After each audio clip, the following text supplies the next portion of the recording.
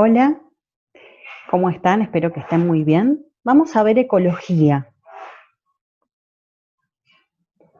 ¿Qué es la ecología? Es una rama de la biología, ¿sí? Es una ciencia que estudia todos los organismos vivos en conjunto con el medio físico, con el ambiente físico, en relación. Entonces podemos decir que es la ciencia que estudia todas las interacciones que se establecen en los organismos, que se establecen unos con otros y con el ambiente físico. Sería con todo lo que no está vivo, ¿no?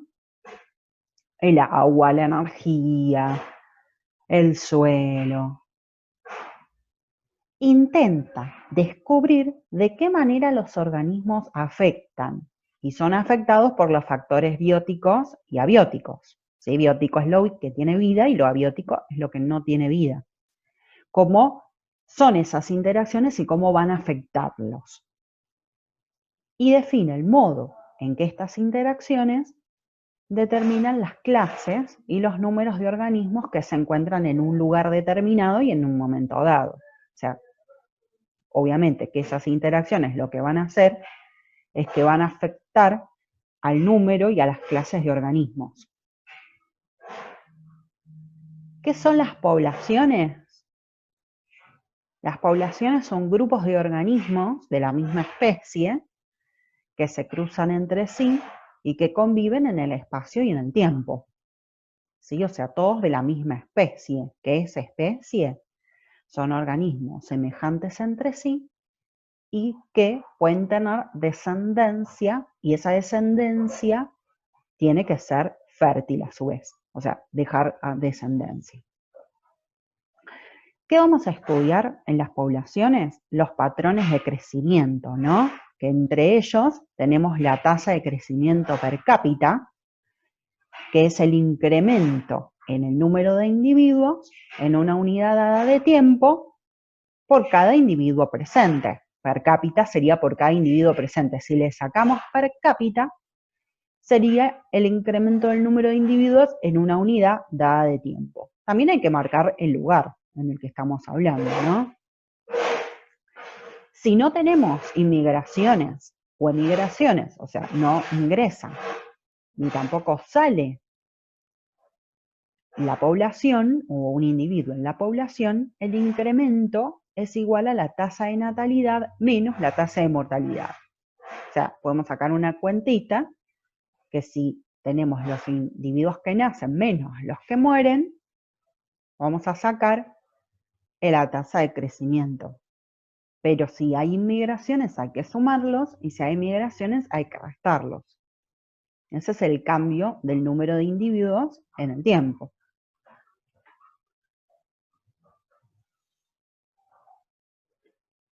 Pasa que a veces hay poblaciones que son, por ejemplo, microorganismos, insectos, malezas, son todos poblaciones con recursos abundantes, poblaciones pequeñas con recursos abundantes, entonces se da un crecimiento exponencial en el número de individuos, ¿no? Va aumentando el número de individuos con respecto al tiempo exponencialmente, es muy rápido. Generalmente lo que pasa después de sobrepasar los recursos disponibles, que los recursos son el agua, la energía, el suelo, los nutrientes, generalmente hay después de esta curva hay un momento donde se estabiliza y luego cae. Es muy, el crecimiento exponencial es muy característico de estas poblaciones, oportunistas, que se le dice. ¿Cómo se saca? ¿Sí? Si queremos sacar la tasa de crecimiento de esta población, vamos a sacarlo. Delta N sobre delta T, que sería la tasa de crecimiento de la población, N es el número de individuos, pero sería el cambio porque es el final menos el inicial sobre el cambio del tiempo. Y va a ser igual, ¿sí?, a la tasa de crecimiento per cápita, que ponemos con una R minúscula, multiplicado por el número de individuos presentes en un tiempo dado. En la naturaleza, el crecimiento a corto plazo es, como les comentaba recién, muy característico de especies oportunistas. Van a invadir un área, usan rápidamente sus recursos y después entran en una fase, como les comentaba yo, de latencia, y después decae la curva hacia el número de individuos cero. ¿Por qué? Porque pueden morir o pueden emigrar. Esta curva responde a un modelo que se llama logístico, ¿sí? Que tiene en forma de S, este crecimiento logístico, que responde a una cantidad de individuos, ¿sí? Que el ambiente puede sostener. O sea, no decae el crecimiento, ¿sí? Luego, no va a decaer, sino que se va a equilibrar con el ambiente. Eso se llama capacidad de carga. Entonces, la capacidad de carga no es los recursos, no es el ambiente, sino es el número de individuos que el ambiente puede sostener, de una población particular, ¿no? Entonces, se hace gradualmente más lento cuando la población se aproxima a esa capacidad de carga, según los recursos que tiene. La población se estabiliza cerca de la capacidad de carga y el gráfico resultante tiene forma de S, no es como el crecimiento exponencial.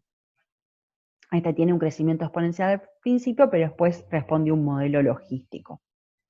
Entonces, si yo quiero disminuir el número, ¿sí? Quiero disminuir esta línea, ¿sí? Esta capacidad de carga, la quiero tener por acá, porque no quiero tener más cantidad de individuos. Bueno, ¿qué es lo que tengo que hacer? Disminuir los recursos disponibles. Entonces, este modelo está representado por esta fórmula, delta n sobre delta t también, pero va a ser igual a la tasa de crecimiento per cápita por n, que es el número de individuos presentes, y acá hay una multiplicación por k menos n sobre k, y k es la capacidad de carga.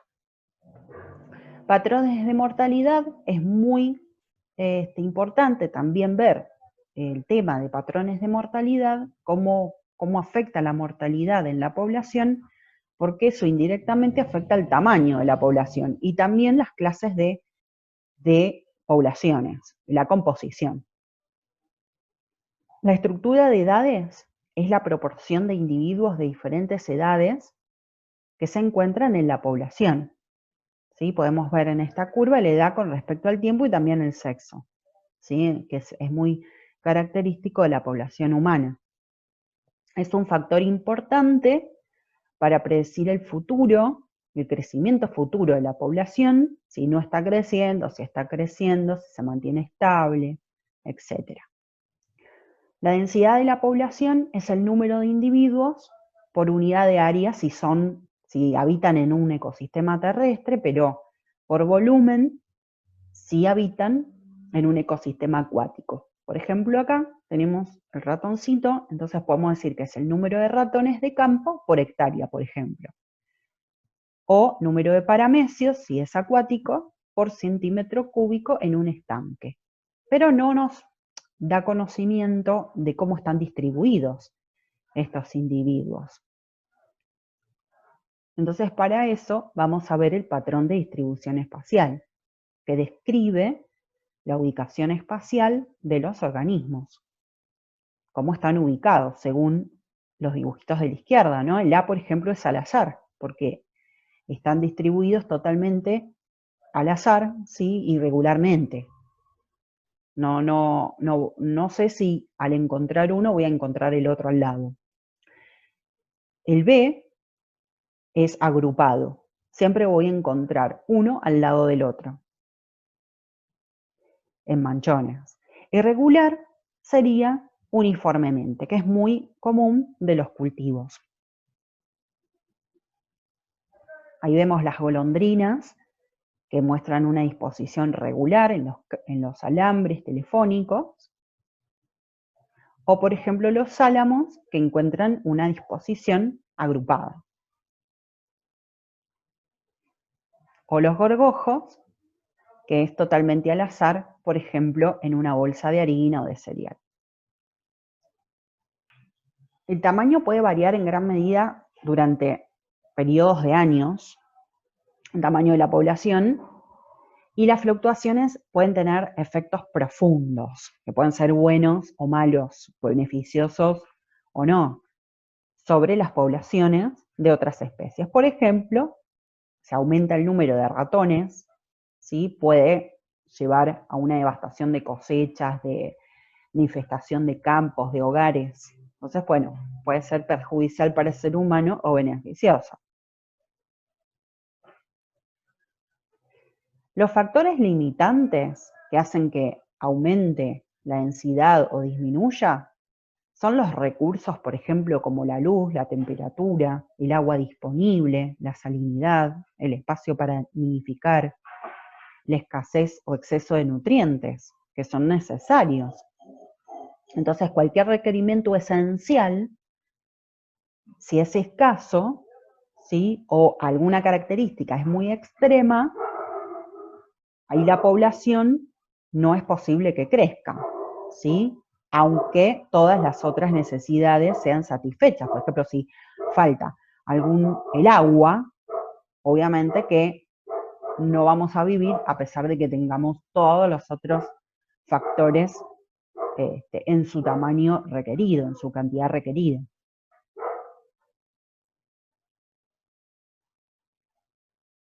Por ejemplo, el fósforo es el factor limitante para el crecimiento de las algas de agua dulce en un lago o en un arroyo.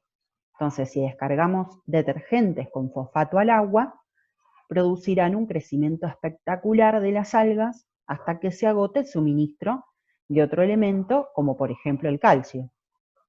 Entonces las algas comienzan a morir y proliferan las bacterias de la descomposición, que al respirar lo que van a hacer es empezar a agotar el oxígeno del agua.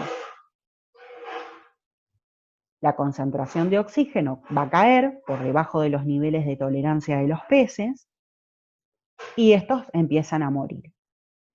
Si el proceso no se interrumpe, el lago se estanca y solo las bacterias anaeróbicas y otros microorganismos van a sobrevivir.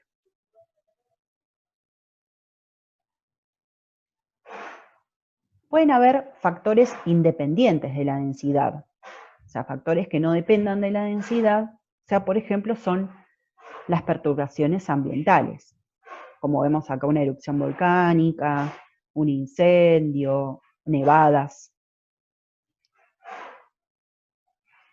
Y hay otros factores que dependen de la densidad, por eso se llaman densodependientes, que son los factores que provocan cambios en la tasa de natalidad o en la tasa de mortalidad.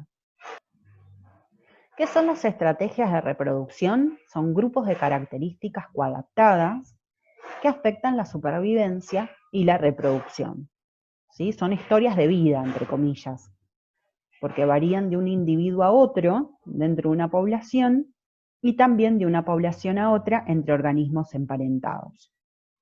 O sea, son todas características que tienen los individuos que las usamos o las usan otras poblaciones para sobrevivir. Los patrones comprenden variaciones determinadas genéticamente y sometidas a la selección natural. Esto todo depende de la genética y de la selección natural.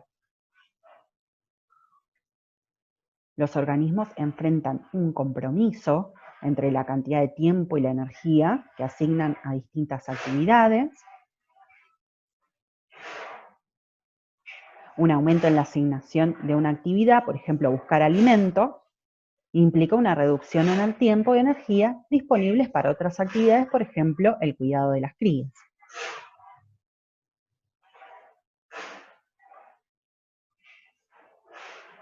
Por ejemplo, tenemos dos estrategias, que es la pródiga, selección R, o la prudente, selección K. La pródiga es muchas crías, crías pequeñas, maduración rápida, poco o ningún cuidado parental, reproducción de una sola vez, Big Bang. Prudente, selección K, pocas crías, crías grandes, maduración lenta, cuidado parental intenso, reproducción muchas veces. En este video vamos a hablar de la selección R y la selección K. Aquí tenemos un camaleón hembra que acaba de poner 2 huevos y aquí tenemos una rana que acaba de poner miles de huevos. Una de estas es selección K o estratega K y otra es selección R o estratega R. Si ustedes ya saben cuál es cuál, probablemente no necesiten ver el resto de este video, pero para los que no, vamos a ver cada tipo de selección. Básicamente tenemos que hablar de crecimiento poblacional. En cualquier población que tenga una R positiva, R significa tasa de crecimiento, vamos a tener un crecimiento cuya gráfica luce así, en donde primero tenemos un crecimiento exponencial y eventualmente, cuando se acabe el alimento o el espacio, comenzarán a competir por los recursos y se llegará a lo que llamamos crecimiento logístico. Esta parte de la gráfica que tiene forma de J corresponde al crecimiento exponencial, mientras que la que tiene forma sigmoidea o de S corresponde al crecimiento logístico. N va a ser el número de individuos en la población. Si ponemos N de este lado y ponemos tiempo en el eje X, conforme pasa el tiempo va a aumentar el número de individuos. Aquí tendremos un valor pequeño de N, aquí tendremos un valor un poco mayor de N y hasta aquí tendremos un valor muy grande de N. Es importante recordar que N es el número de individuos de la población, R es la tasa de crecimiento, generalmente será positivo. Calculamos la tasa de crecimiento tomando el número de individuos que nacen y restándoles el número de individuos que mueren. El resultado lo dividimos entre el número original de individuos. Si este valor es positivo, tendremos una gráfica como esta, aunque no siempre será tan pronunciada. A veces crecerá gradualmente con el tiempo, pero otras veces puede crecer muy rápidamente dependiendo del valor de R. La última letra es K y es la capacidad de carga. Esta es la máxima cantidad de individuos de una población que un área determinada puede soportar. Por eso se le llama capacidad de carga, y es este límite de acá, al cual llegará la población eventualmente. Esto es una fórmula matemática, un modelo, pero en el mundo real se regresaron los lobos al parque de Yellowstone, por lo que hubo mucho alimento y poca competencia. Entonces su tasa de crecimiento aumentaba hasta cierto punto y luego disminuía, después aumentaba y luego disminuía de nuevo cada vez que alcanzaba la capacidad de carga, que es el máximo número de lobos que puedes tener en el parque de Yellowstone. La gráfica no será tan suave como esta, pero sin duda tendrá un valor de R, el valor de N va a aumentar hasta que alcance el valor de K. Por eso es importante saber qué significa la R, la N y la K. Otra cosa importante es comprender la manera en la que la vida existe. Esta es la historia de la vida y de la muerte, y de cómo van a variar. Solamente tendremos 3 tipos diferentes.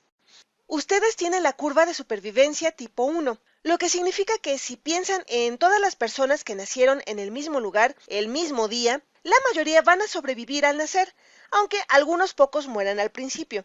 La gran mayoría va a sobrevivir, llegarán a la adolescencia, la edad adulta, la madurez y eventualmente caerán y todos morirán en los últimos 10, 15 o 20 años. Esto es porque pertenecemos al tipo 1, somos humanos e invertimos mucho tiempo y energía en el cuidado parental de nuestra descendencia.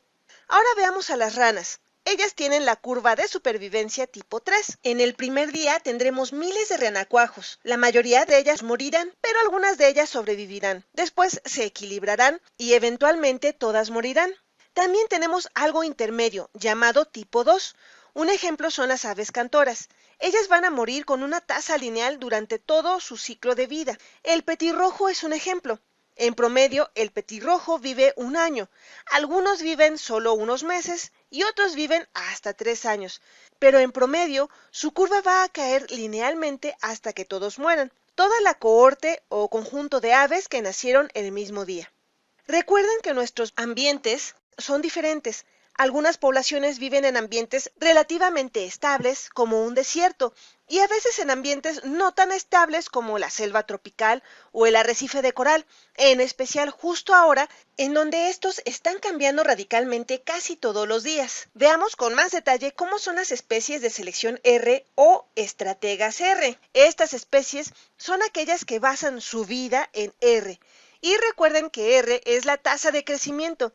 Así que estas son especies que quieren crecer rápidamente y explotar su nicho tan rápido como puedan. Normalmente estos organismos viven en ambientes inestables, tienen alta fecundidad, y la fecundidad significa que pueden tener muchos bebés en poco tiempo. En general son organismos pequeños que no viven mucho tiempo y cuya descendencia se dispersa hasta el fin de la Tierra. Un ejemplo sería el diente de león, que aparece a inicios de la primavera, se reproduce rápidamente y si alguna vez han visto un diente de león con sus semillas, sabrán que éstas se dispersan o vuelan por doquier. Requieren muy poco cuidado parental. Las bacterias, los insectos, las diatomeas, que son algas microscópicas unicelulares, los calamares bebés, cuyos huevos son depositados por la hembra y después el macho esparce su esperma sobre ellos.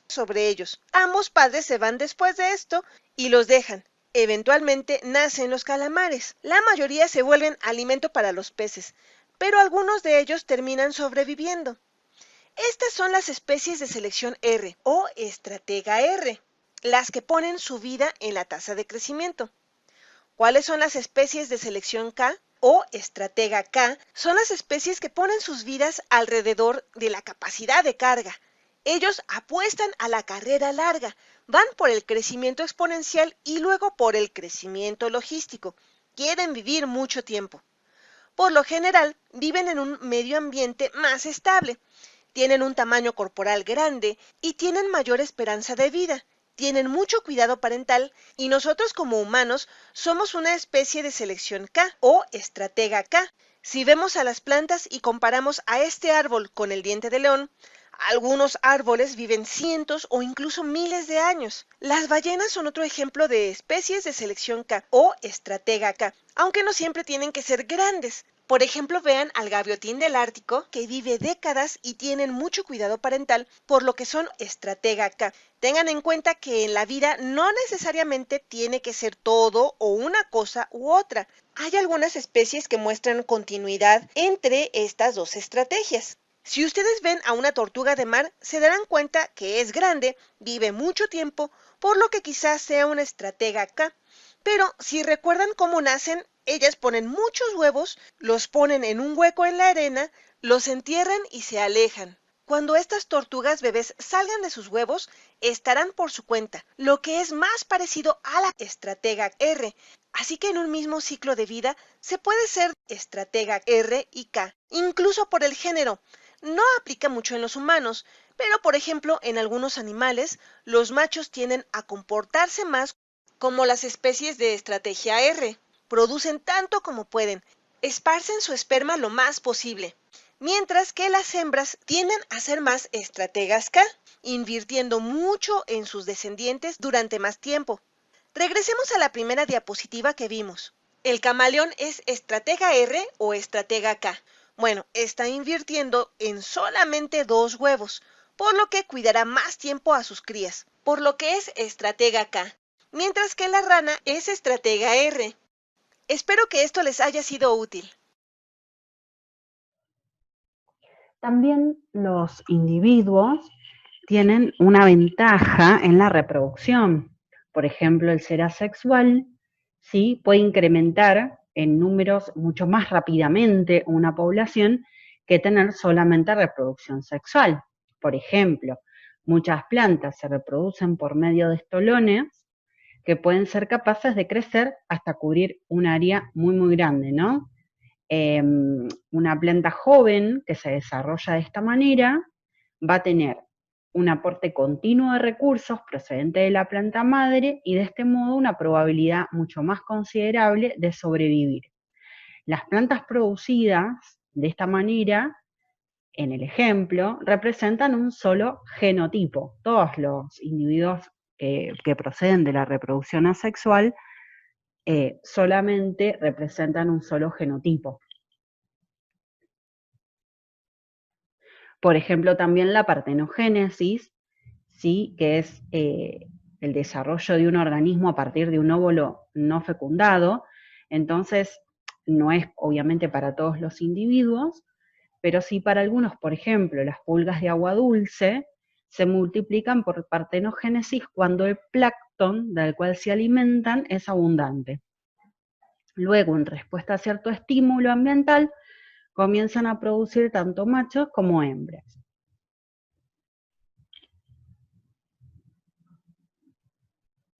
Las comunidades. Las comunidades son un conjunto de organismos distintos que habitan en un ambiente común y que están en interacción recíproca también. Son todas las poblaciones. Por ejemplo, como vemos acá, la tortuga con los peces, los corales.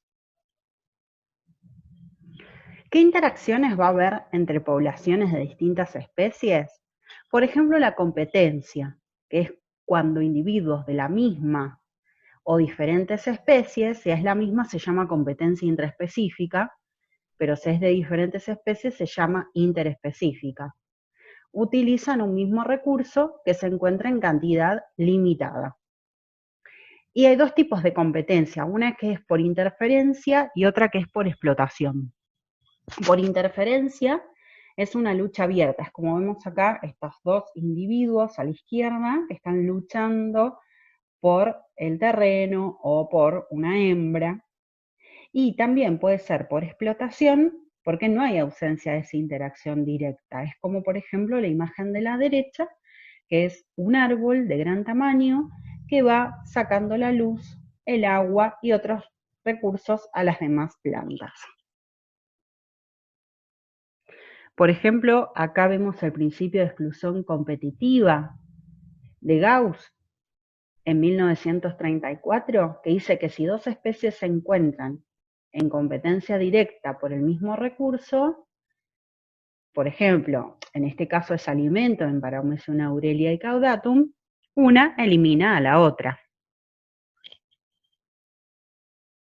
Acá pasa lo mismo con Lemna pylorhiza. En realidad, lo que tenemos es que hay dos especies que pueden convivir juntas, pero no tienen las mismas actividades o desempeños de los papeles en esa comunidad. Entonces, eso es lo que le decimos nicho ecológico. Es el papel que desempeña un organismo, la profesión entre comillas. Y el hábitat es el lugar donde vive, es el domicilio. Ojo de no confundirse nicho ecológico con un lugar. Es la profesión, es todo lo que desempeña. Y hay dos tipos de nicho. Hay un nicho que se llama fundamental y otro nicho que se llama real. El nicho fundamental describe los límites fisiológicos de tolerancia del organismo. Es todo lo que puede soportar o todos los límites de todos los recursos que necesita, de sus límites fisiológicos, ¿no? Es el nicho en ausencia de interacciones con otras poblaciones, con otros organismos. Pero el nicho real es igual al fundamental o menor, porque el nicho real es aquella porción del nicho realmente ocupada.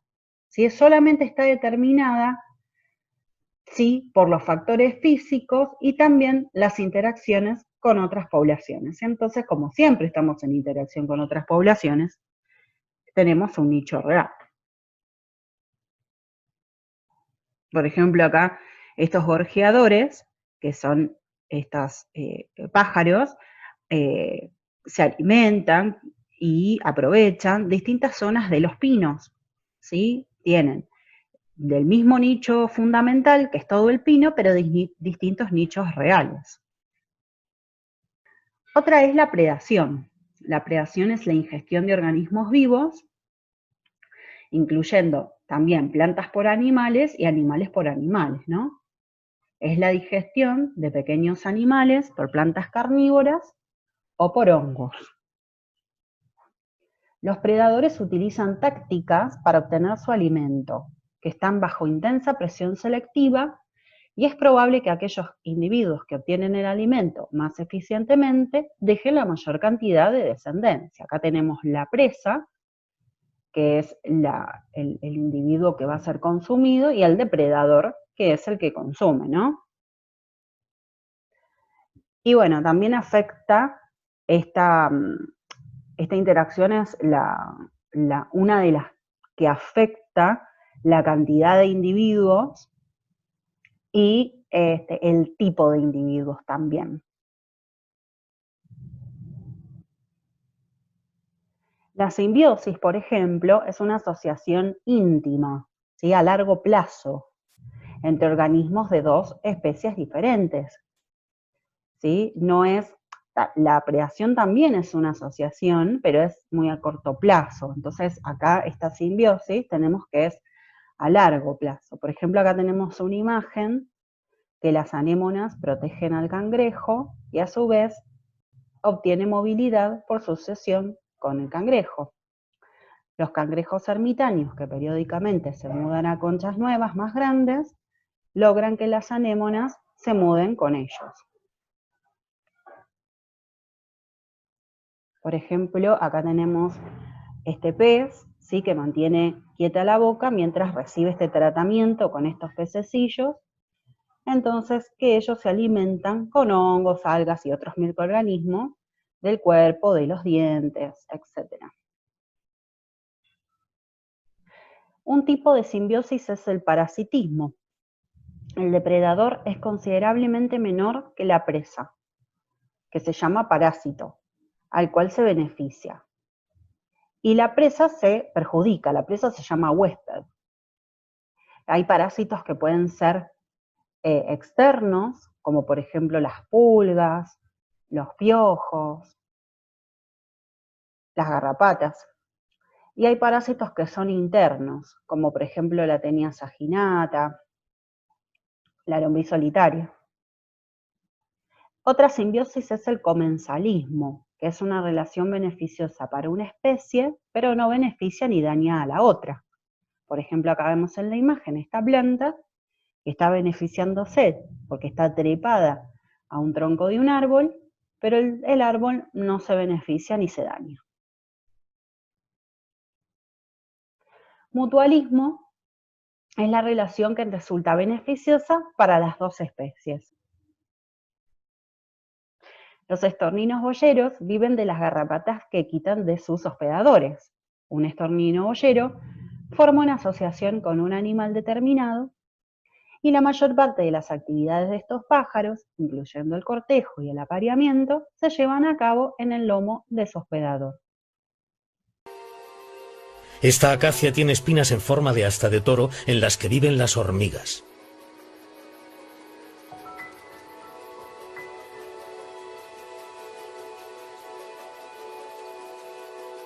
Las hormigas se alimentan del néctar producido en las ramas de la acacia.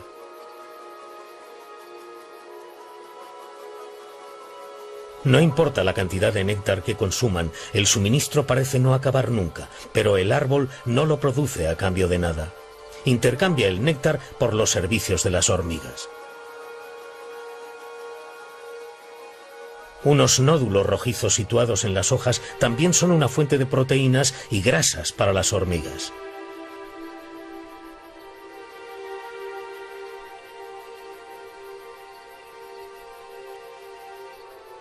Con tanta abundancia de comida, las hormigas pseudomyrmex no necesitan cazar otros insectos para alimentarse.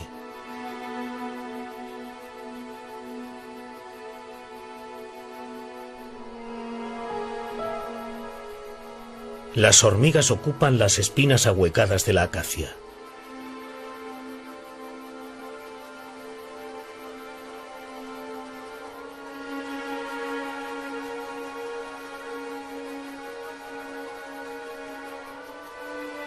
Las grandes espinas son un hogar seguro en el que las hormigas pueden depositar sus huevos.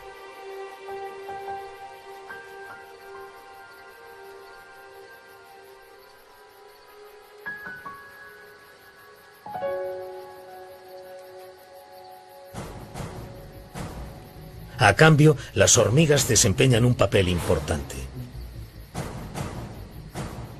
Defienden el árbol de cualquier insecto defoliador con mucha agresividad.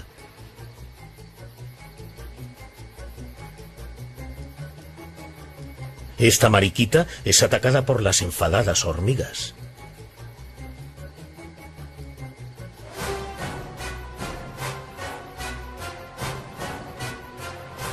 A muchos herbívoros e insectos les gustan las hojas tiernas y el néctar de la acacia. Así que las hormigas defienden el árbol de los ataques procedentes de insectos dañinos a cambio de alimento y cobijo. El árbol ha cambiado, se ha desarrollado.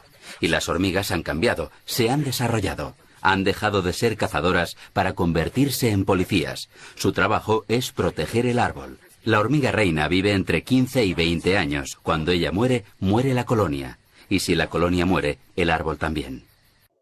Ecosistemas. Es una unidad de organización biológica, constituida por todos los organismos de un área dada y el ambiente en el que viven. Y está caracterizado por interacciones de todos los componentes vivos, que se llaman bióticos o biocenosis, y no vivos, que son los abióticos o biotopos. Y están conectados por, importante esto, un flujo unidireccional de energía desde el Sol a través de los autótrofos y heterótrofos. O sea, el Sol proviene de la luz del Sol, proviene desde, ¿sí?, el Sol mismo y pasa esta energía a través de los autótrofos, plantas, algas y después los heterótrofos. No hay vuelta. 2. Un reciclamiento de elementos minerales y otros materiales inorgánicos. O sea, hay un ciclo de la materia. La energía solar, ¿sí?, es uno de los principales factores abióticos, ¿sí? Solamente la vida en la Tierra depende de esta energía solar, ¿sí? Solo una pequeña fracción de esta energía alcanza la superficie de la Tierra. La atmósfera, que es la que estamos viendo, ¿sí?, en el gráfico izquierdo, se encuentra sobre la superficie terrestre y a través de la cual ingresa la energía solar, que tenemos estas 4 capas concéntricas que lo que distingue una con otra es la diferencia de temperatura. El flujo de energía, ¿sí?, que es usado principalmente por la fotosíntesis, de la energía solar que alcanza la superficie de la Tierra, una fracción pequeña es derivada de los sistemas vivos. Entonces, cuando la luz cae en la zona de vegetación abundante, por ejemplo, como una selva, más o menos entre el 1 y el 3% de esa luz se usa para la fotosíntesis mencionada recién. El paso de energía de un organismo a otro ocurre a lo largo de una cadena trófica o alimentaria, ¿sí? Tiene el mismo nombre, que consiste en una secuencia de organismos relacionados unos con otros como presa y depredador, ¿sí? Sería el productor, que es la planta, por ejemplo, luego el consumidor primario, que generalmente es un herbívoro, consumidor secundario, un carnívoro, y puede haber otros tipos de consumidor, por ejemplo, un terciario, ¿no? Siempre la orientación de la flecha va a indicar la dirección el sentido de la materia y de la energía. En los ecosistemas, en verdad, las cadenas alimentarias están entrelazadas, como vemos aquí, en ramas, en interconexiones, porque el ecosistema es eso, son las interconexiones entre distintos tipos de poblaciones, pero también con todos los factores abióticos. Siempre las flechas indican la dirección del flujo de energía. Esta red, por ejemplo, alimentaria está muy simplificada, porque en realidad forman parte de ella un número de especies de plantas y animales siempre mucho mayor al representado. Entonces tenemos distintos niveles tróficos, productores, que son por ejemplo las algas y las plantas, los consumidores primarios, que generalmente son heterótrofos herbívoros, consumidores secundarios, que son heterótrofos carnívoros, y los detritívoros, que entre ellos están los carroñeros y los descomponedores. Los carroñeros, por ejemplo, los buitres, los chacales, los cangrejos, consumen presas ya muertas. Entonces vuelven toda esa materia orgánica a inorgánica. Y los descomponedores, que ¿quiénes son los reyes de los descomponedores? Las bacterias y los hongos, vuelven también la materia orgánica a inorgánica. Entonces el ciclo de la materia vuelve a dar curso. A cada nivel le llega el 10% de la energía que pasa por el nivel anterior.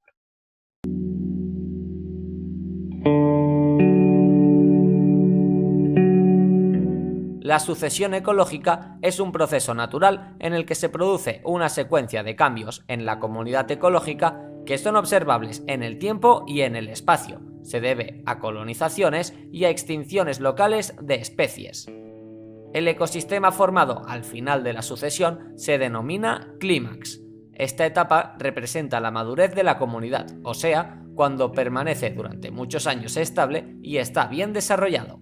Dependiendo del punto de partida de la comunidad ecológica, los ecólogos diferencian dos tipos de sucesión ecológica: sucesión primaria y sucesión secundaria. La sucesión primaria es aquella que se desarrolla en un biotipo virgen, es decir, una zona carente de una comunidad preexistente, como ocurre en las dunas, nuevas islas volcánicas, retroceso de glaciares, etc. Es poco frecuente. Por otro lado, la sucesión secundaria aparece cuando ha habido una sucesión regresiva en el ecosistema. Esto quiere decir que se ha destruido el ecosistema que existía y, por lo tanto, debe iniciarse el proceso de sucesión ecológica. Dicho ecosistema ha podido ser eliminado por incendios, inundaciones, enfermedades, talas, cultivos, etc. Ejemplos de sucesión ecológica: las dunas del lago Michigan. Tras finalizar la última glaciación, los glaciares que cubrían los grandes lagos se fueron retirando y dejaron al descubierto grandes dunas. Estas dunas son grandes formaciones de arena que se acumulan en la orilla de los lagos. ¿Qué son los ciclos biogeoquímicos? Son ciclos, ¿sí?, que están representados por la materia, ¿sí?, la materia orgánica e inorgánica. Por ejemplo, entre ellos el aire, el agua, el suelo son componentes geológicos. Y esos materiales inorgánicos son incorporados por los productores, pasando por los consumidores y finalmente transferidos a los descomponedores. Son ciclos de la materia. Por ejemplo, el ciclo del agua, ¿sí?, vincula la atmósfera, la hidrósfera y la corteza de la Tierra. El agua de la atmósfera se encuentra principalmente en forma de vapor. Y en la Tierra circula por arroyos, por ríos, por lagos. Pero también no debemos olvidar los estratos subterráneos, acuíferos, que también se le denomina escorrentía. Y esa agua generalmente desemboca en el mar. El ciclo del carbono, ¿sí?, muestra muy importantes algunas especies inorgánicas, como por ejemplo el dióxido de carbono, que en la atmósfera es absorbido por las plantas y se convierte en azúcar, ¿sí?, en todo el proceso que vimos de la fotosíntesis. Los animales comen esas plantas y al descomponer los azúcares sale carbono a la atmósfera, también a los océanos y también al suelo. Las bacterias y los hongos descomponen las plantas muertas y la materia animal, devolviendo todo el carbono que estamos hablando al medio ambiente. Y el carbono también se intercambia entre los océanos y la atmósfera. Entonces todo esto sucede en ambos sentidos en la interacción entre el aire y el agua.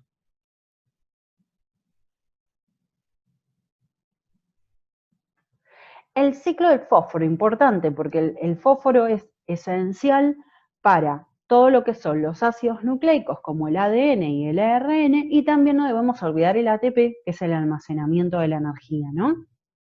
Entonces, al igual que otros minerales, es liberado de los tejidos muertos por las actividades de los descomponedores. De luego, es absorbido del suelo y del agua por las algas y las plantas.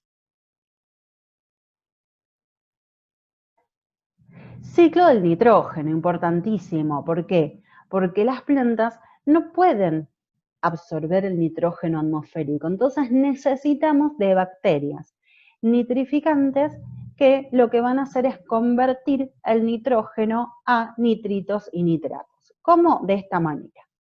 El reservorio principal del nitrógeno es la atmósfera, ¿sí? Que está en un 78% en el aire, el nitrógeno, ¿sí? Pero este nitrógeno, los seres vivos no pueden utilizarlo y dependen principalmente de los minerales del suelo, pero su escasez limita el crecimiento de los vegetales.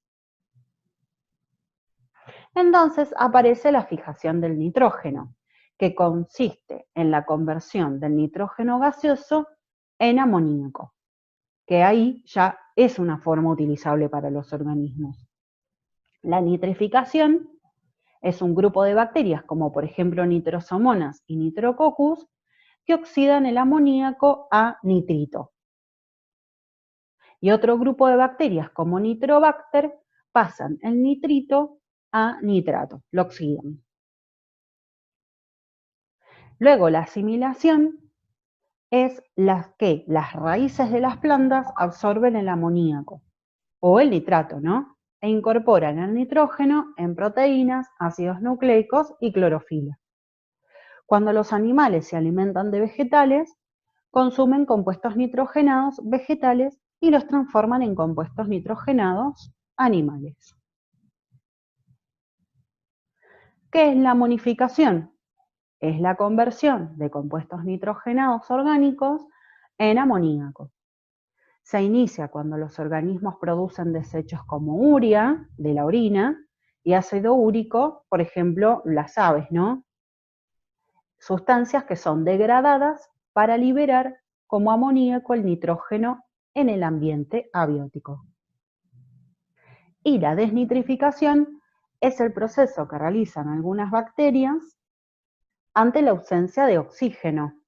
Degradan nitratos, liberando nitrógeno a la atmósfera a fin de utilizar el oxígeno para su propia respiración. Es muy malo cuando queremos cultivar, ¿sí? Entonces, esto generalmente ocurre en suelos mal drenados. Vamos a volver al ciclo del nitrógeno para observar todo lo que estuvimos viendo.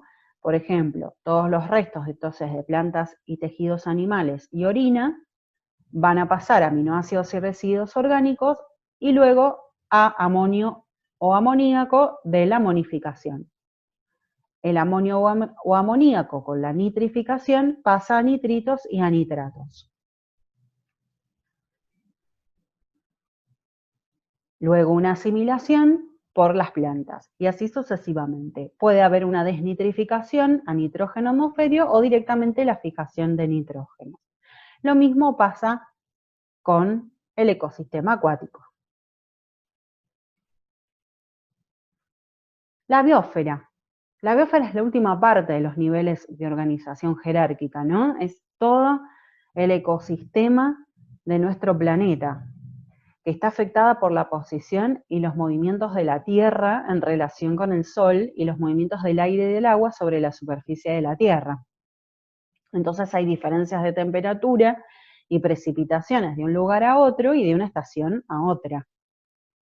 También hay diferencias en la superficie de los continentes, tanto en composición como en altitud.